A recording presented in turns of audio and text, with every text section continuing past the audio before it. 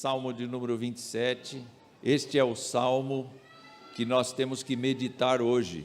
E nós vamos ler juntos os 3 primeiros versículos desse salmo com reverência, com atenção, com cuidado. Vamos começar. O Senhor é a minha luz e a minha salvação. De quem terei medo? O Senhor é a fortaleza da minha vida. A quem temerei quando malfeitores me sobrevêm para me destruir? Meus opressores e inimigos, eles é que tropeçam e caem.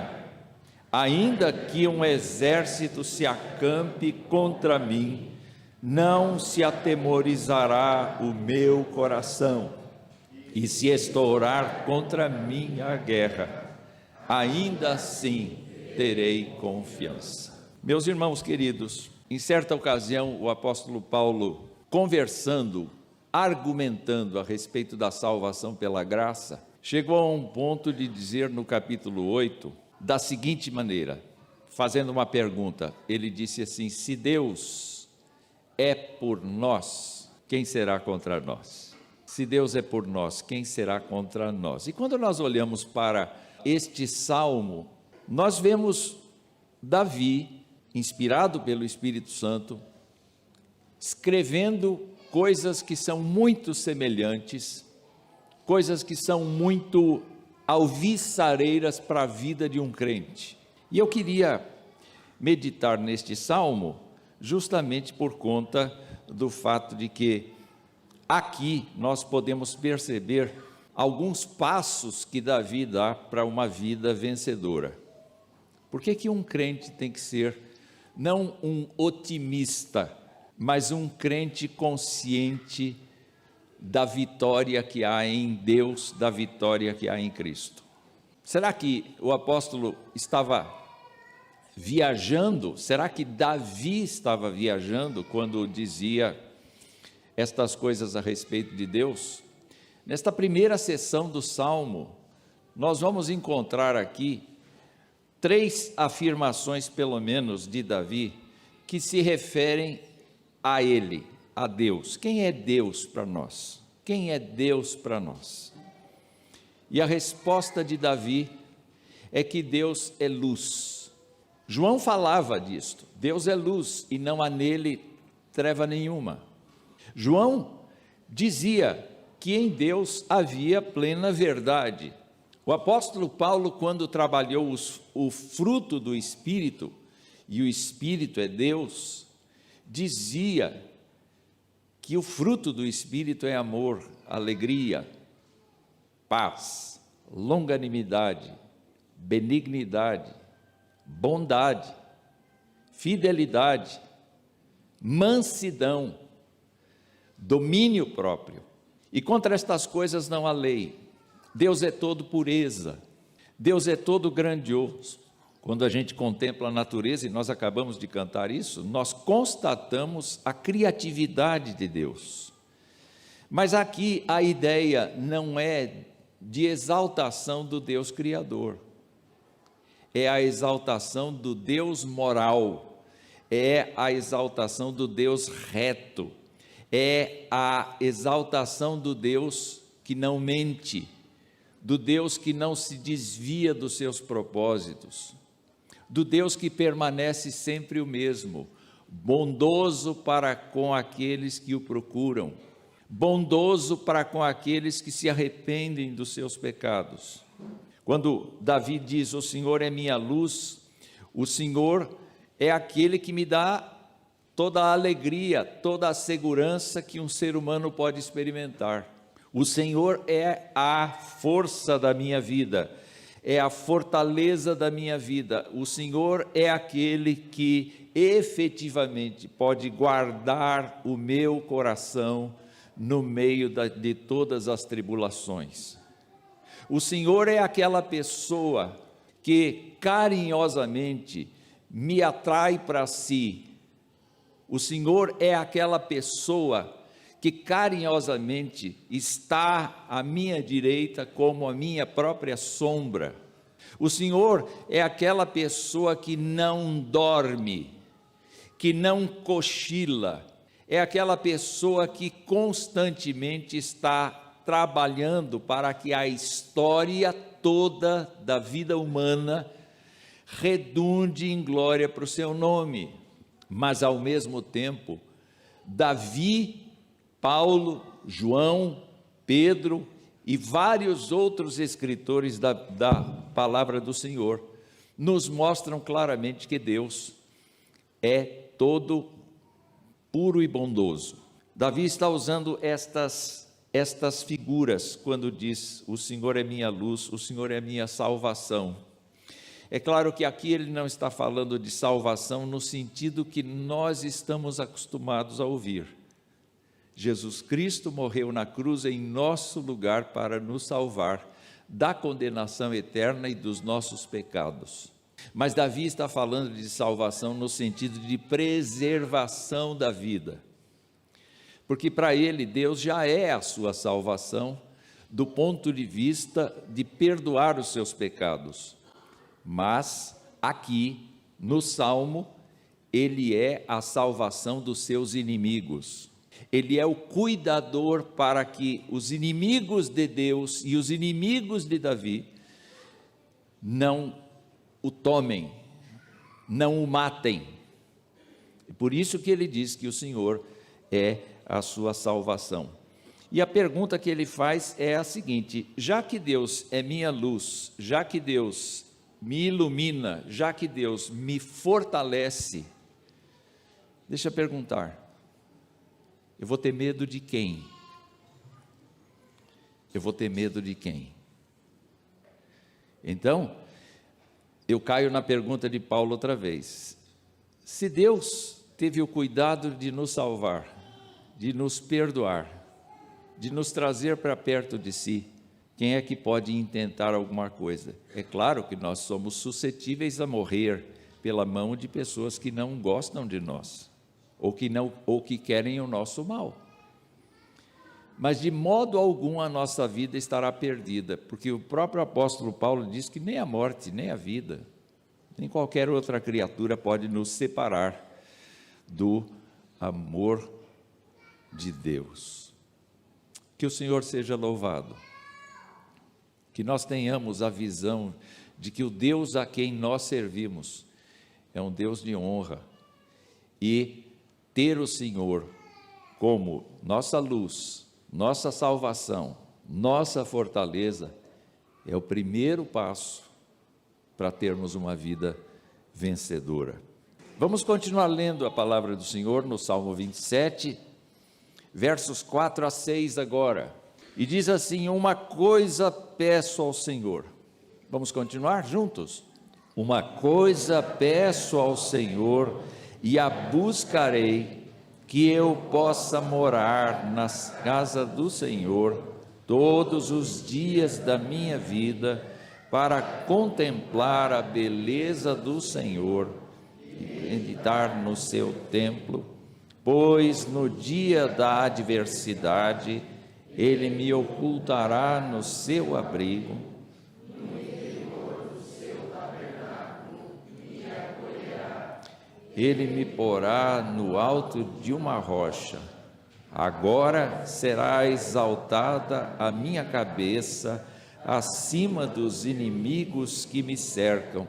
No seu tabernáculo oferecerei sacrifício de júbilo. Salmodiarei. Vejam só quais são os passos para uma vida vencedora. O primeiro passo é ter o Senhor como luz, como salvação e como fortaleza da nossa vida. Mas o segundo passo é olhar para Davi aqui e verificar que o anseio de Davi não é necessariamente ter dinheiro no bolso, saúde para dar e vender. O interesse de Davi aqui não é ter um bom reinado e ser admirado pelas pessoas e ter uma placa em cada obra que foi erguida do seu reino para dizer: esta obra foi erguida sob o patrocínio do rei Davi. Não existe esta pretensão dele. Neste salmo, o que existe é um interesse muito grande em conhecer a Deus. Você conhece a Deus? Você acabou de dizer, eu acabei de dizer que Deus é minha luz, é minha salvação, é minha fortaleza. O Todo-Poderoso é alguém que veio ao meu encontro e aliviou os meus temores e tomou sobre si as minhas enfermidades e cuidou de mim. Mas quanto tempo eu gasto pensando em como é o Senhor? Eu me lembro de uma experiência que Jesus Cristo teve com Marta e Maria. Ele foi se hospedar na casa de Marta e Maria e estava com os discípulos. Era uma caravana grande de visitantes para casa, e Marta optou por cuidar de toda a infraestrutura necessária, enquanto que Maria teria sido a irmã indolente, preguiçosa, não é? Que eventualmente ficou junto com os homens, assentou-se aos pés de Jesus e ficou encantada com cada palavra que ele falava ali. E isso incomodou tanto Marta, mas tanto, que Marta interrompeu Jesus e disse: o senhor não se importa que essa mulher fique aí aos seus pés? E Jesus Cristo disse assim: ela escolheu a melhor parte. A comida vem e vai, mas estar com Jesus é superior a um bom prato. Estar com Jesus e conhecer a Jesus é uma coisa que o crente deveria pensar como sua prioridade. Eu me lembro do apóstolo Paulo falando aos filipenses, quando ele disse assim: olha, tudo quanto eu tinha, minha posição, meu nascimento nobre, dentro de uma família privilegiada, benjamita, o fato de ter sido fariseu, toda a minha mocidade, todas estas coisas para mim hoje são como lixo, são como esterco, por causa da sublimidade do conhecimento de Jesus. E eu queria saber de você e de mim mesmo, quanto tempo a gente gasta dizendo: Senhor, eu quero te conhecer? Pois foi o que Davi disse: eu peço ao Senhor uma coisa e eu vou buscar, eu quero morar na casa do Senhor. E quando ele fala morar na casa do Senhor, ele não quer morar no templo, ele não quer fixar ali sua residência, ele não quer buscar no tabernáculo a arca, ele não quer simplesmente tratar dos símbolos e das coisas que dão a ideia da presença de Deus, mas ele quer saber do próprio Senhor. Quantas vezes Davi teve que fugir na sua vida? Quantas vezes ele foi tratado como um rebelde? Quantas vezes ele foi humilhado? Quantas vezes ele foi desprezado? E o que chama a minha atenção neste salmo é exatamente o fato, queridos irmãos, de que nessa ocasião, nessa circunstância, Davi se voltava para Deus e chorava diante dele, e clamava diante dele. O aperto do seu coração era aliviado quando ele entrava na presença de Deus, quando ele contemplava todas as coisas que Deus havia feito, que Deus havia criado.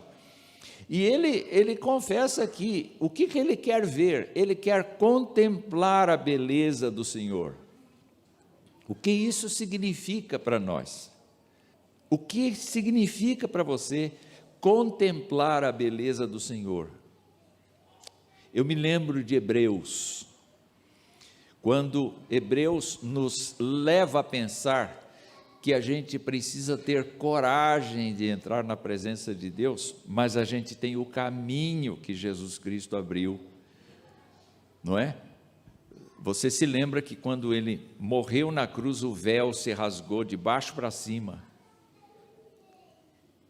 de alto a baixo, com isso dizendo, cada pessoa que confessa Jesus Cristo pode entrar no lugar mais santo dos santos, pode entrar diante do trono.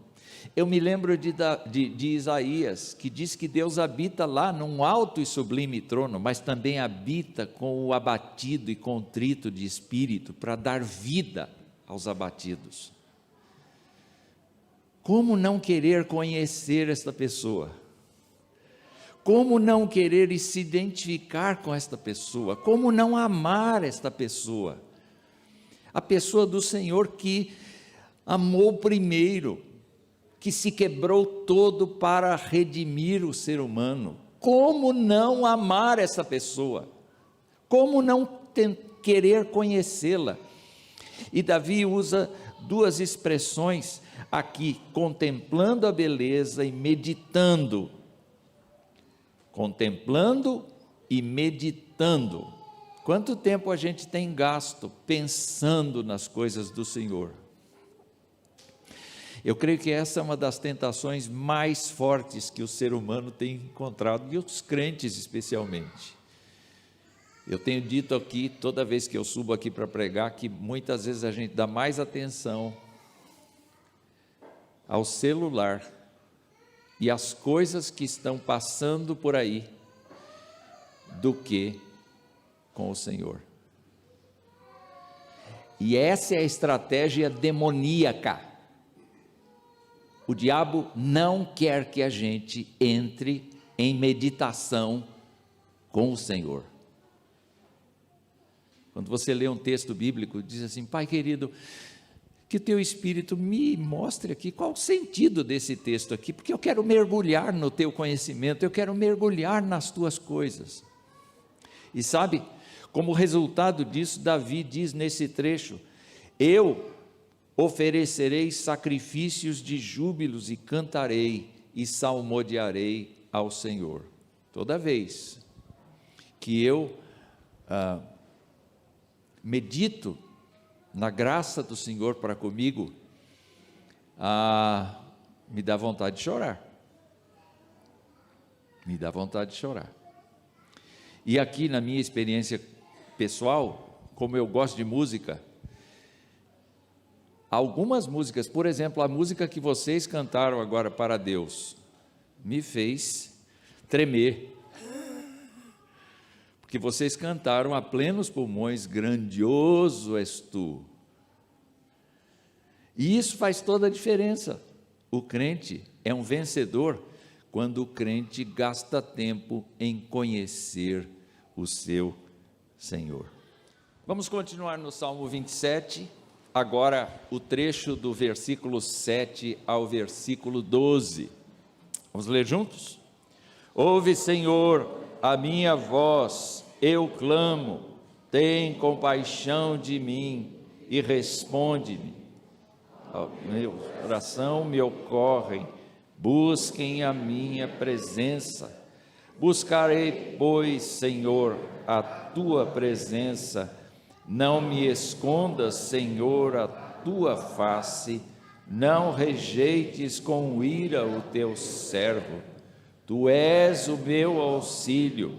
Não me deixes, nem me abandones, ó Deus da minha salvação. Porque se o meu pai e a minha mãe me abandonarem, o Senhor me acolherá. Ensina-me, Senhor, o teu caminho, guia-me por vereda plana, por causa dos meus inimigos. Não me entregues à vontade dos meus adversários, pois contra mim se levantam falsas testemunhas e os que só respiram crueldade. Até aí só, meus irmãos, por hora. Dá para perceber que houve uma mudança na oração.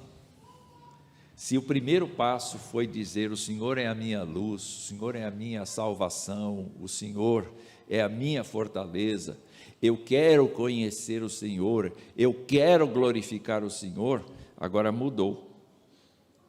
Porque Davi não está falando de si para si, nem de si para os outros, falando de Deus na terceira pessoa, mas agora ele está falando com Deus na segunda pessoa, e ele está dizendo: tu és, tem compaixão de mim, me responde.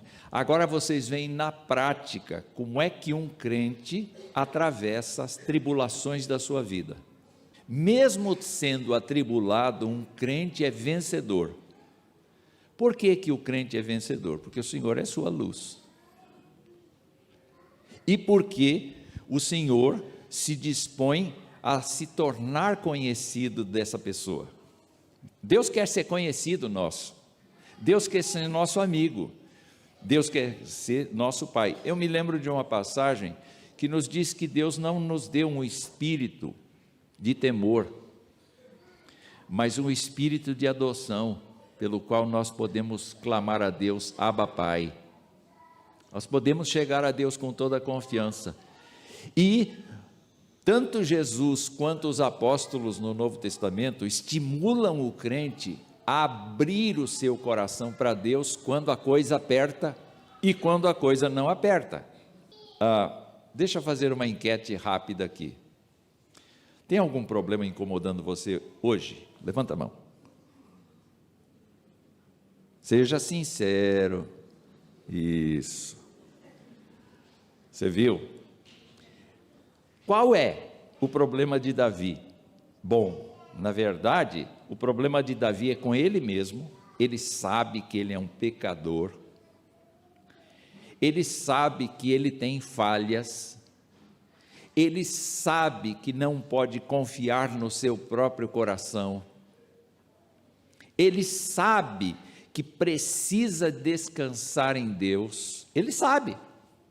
Então é por isso que ele tem essa linguagem tão grande assim, tão poderosa para mim, porque diz assim: tem compaixão de mim, me responde, não escondas a face, não rejeites com ira. Eu sei que isto tudo é poesia, há muita coisa paralela aqui, mas você não pode desconhecer o fato de que Davi reconhece que é pobre, cego e nu sem o Senhor. E você precisa saber o tamanho de você diante de Deus. Quem é você? Quem sou eu? O apóstolo perguntava: acaso pode o vaso discutir com o oleiro? Por que você me fez assim? Se nós pensarmos bem, diante do Senhor, e quem ficar aqui na aula de Ezequiel hoje, vai ver que o Senhor está em outra esfera, o Senhor é totalmente outro.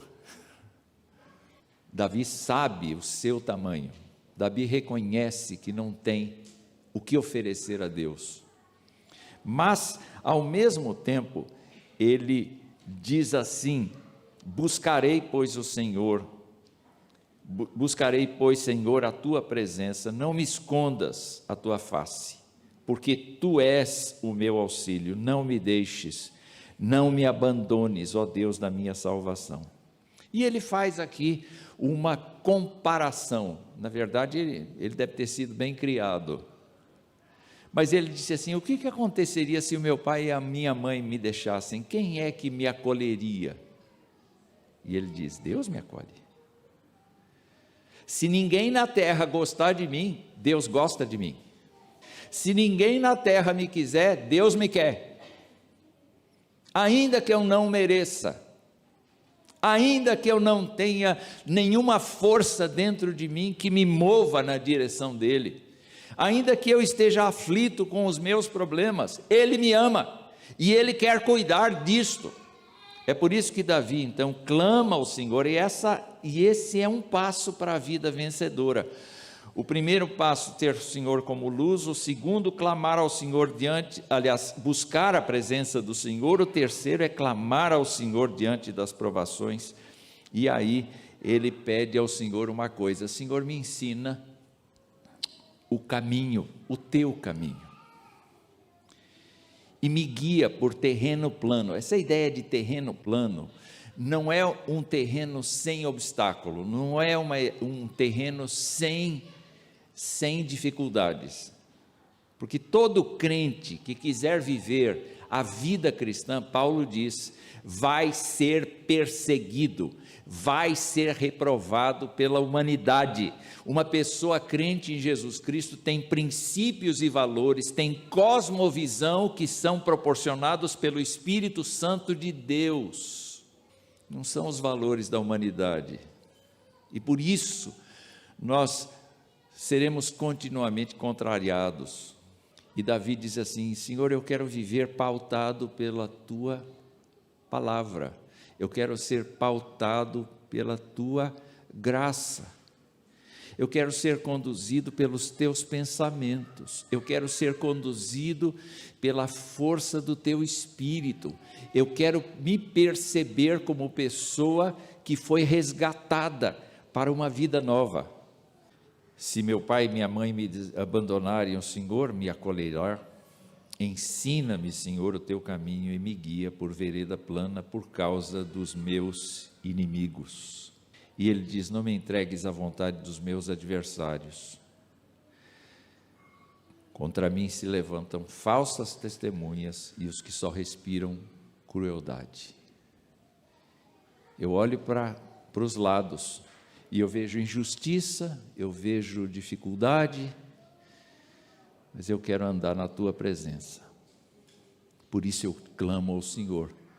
E esse é o convite que a Escritura nos faz nesta hora. Depois de orar, clamando ao Senhor por graça, Davi termina o salmo dizendo: eu creio que verei a bondade do Senhor na terra dos viventes.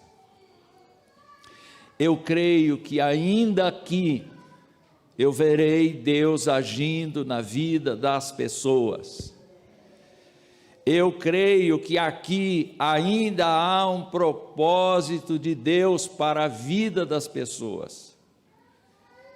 E Deus vai manifestar a sua bondade na vida de pessoas. Deus vai trazer pessoas ao arrependimento, Deus vai trazer pessoas ao bom senso, Deus vai fazer a sua obra crescer. E ele diz: eu creio que verei a bondade do Senhor na terra dos viventes. Espere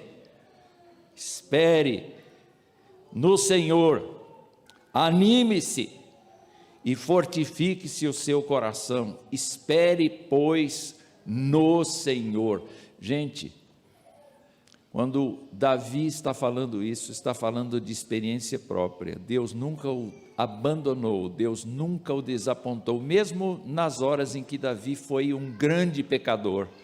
Deus esteve presente, Deus denunciou o pecado de Davi, mas Deus o tratou. E isto fez com que Davi fosse uma pessoa cheia de esperança. O último passo que eu quero apontar aqui é o passo da esperança. Um crente sabe que o Senhor é sua luz, que o Senhor é sua salvação, que o Senhor é sua fortaleza. Um crente está interessado em conhecer profundamente a Deus e louvá-lo por conta das suas obras. Um crente sabe que tem em Deus uma pessoa totalmente aberta para os seus dilemas, para os seus problemas pessoais. Um crente tem esperança. Um crente tem esperança. Eu quero convidar você para baixar a sua cabeça e verificar se você tem os 4 passos. Primeiro passo: admirar o Senhor, reconhecer o Senhor como grandioso na sua vida. Segundo passo: você querer conhecer mais o Senhor. Terceiro passo: você se abrir completamente para o Senhor e querer andar com Ele, de acordo com a sua vontade. E o quarto passo: você viver cheio da esperança da graça de Deus, que nos redime.